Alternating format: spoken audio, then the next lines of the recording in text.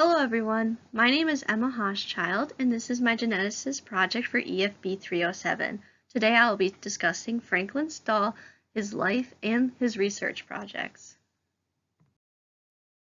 Franklin Stahl worked alongside Matthew Meselson in discovering the semi-conservative nature of DNA replication. He is currently living and is 90 years old. Franklin Stahl was born on October 8, 1929 in Boston, Massachusetts.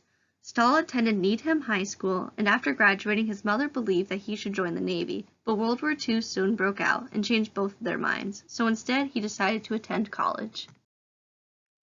He then went on to Harvard University and the University of Rochester. Stahl had never been excited or interested in the sciences as a kid, but while in college, the science courses spoke to him because they were more concrete and grounded than many of the other humanity-type courses.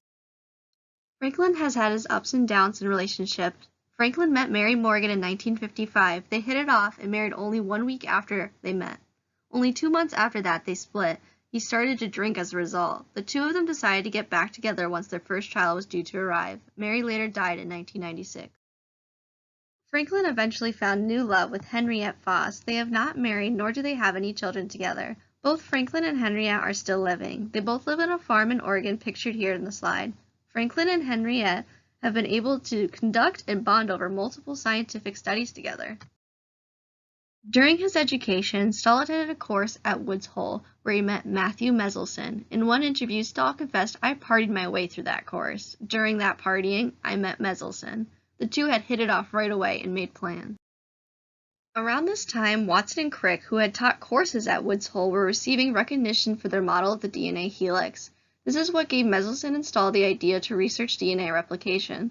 Stahl would go on to do some work at Talkeck with Meselson, where they later developed their density gradient technique that would help them discover the nature of DNA replication. The main focus of the experiment was how DNA copied itself. Before the experiment, there were 3 ideas about DNA replication: semi-conservative, conservative, and dispersive.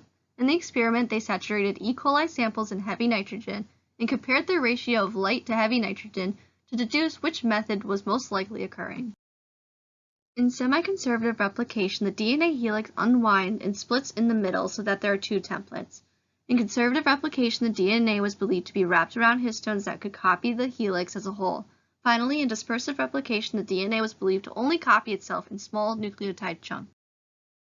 Stahl and Meselson used 2 types of E. coli samples. One sample was saturated and bred in heavy nitrogen, while the other had normal amounts of nitrogen.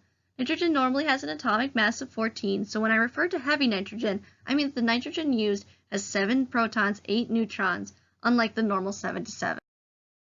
Stahl and Meselson used an ultracentrifuge. An ultracentrifuge is a device that can spin samples at very high speeds.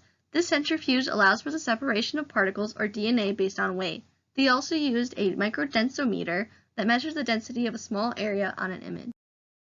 Stahl and Meselson allowed for heavy nitrogen to attach itself to the nitrogen bases found in DNA. Once they had a sample of E. coli with heavy nitrogen, they allowed it to propagate in a normal nitrogen medium. The new propagated sample of E. coli was placed in the centrifuge and spun to divide the E. coli DNA strands with heavy nitrogen from the ones with normal nitrogen.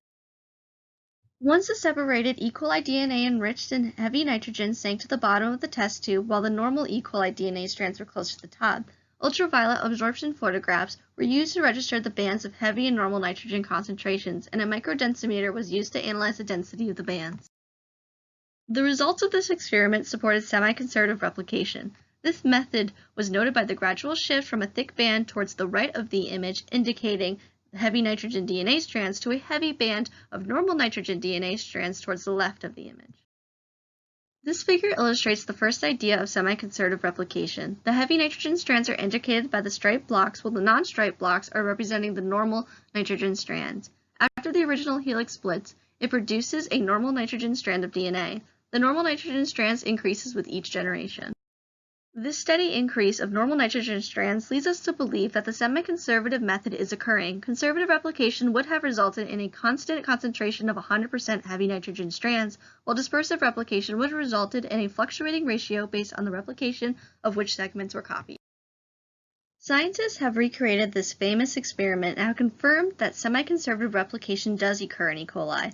Other researchers have been able to prove that other species, not just E. coli, utilize semi-conservative replication of DNA through further experiments.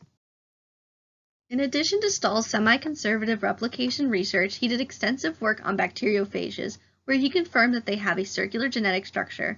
Stahl worked with colleagues to discover Chi is an element that starts recombination in bacteria like lambdaphages. Throughout this project, I learned that Stahl was far from what we might consider a perfect nose-to-the-grindstone scientist. He was more laid back in his college years and was a bit headstrong in relationships, but at the end of the day, he was and still is passionate about science and the discoveries that it can lead us to. In reflection of Stahl and Mendelssohn's experiment, when we better understand what method DNA uses to replicate, we can understand how other functions in replication can occur, and if something were to go wrong, how and where along the way that it did. So that concludes my presentation on Franklin Stahl. Here are some sources if you'd like to do some more research on your own. I personally recommend The Most Beautiful Experiment, Mendelssohn and Stahl, located on YouTube. It's a nice summary of what I have here, and it's a personal interview with both of Mendelssohn and Stahl, so you can hear it straight from their own mouth.